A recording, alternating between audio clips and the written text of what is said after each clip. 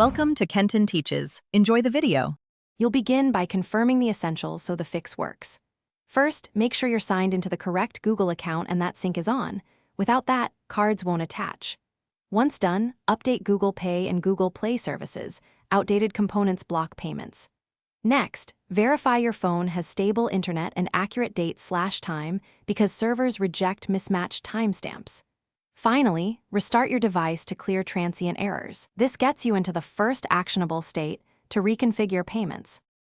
Now you'll tackle the detailed reconfiguration steps. Start by clearing the Google Pay cache and app data.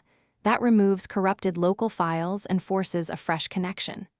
Then remove the problematic card and re-add it, following your bank's verification, SMS, or 3D Secure, because the bank must authorize the tokenization. Make sure NFC is enabled and Google Pay is set as the default tap-to-pay app. Otherwise, your phone won't present the correct payment token at terminals.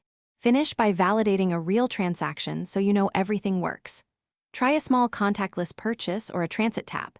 Success proves the tokenization and bank verification completed. If it fails, check app permissions, background data, and any work or parental profile restrictions that block payments.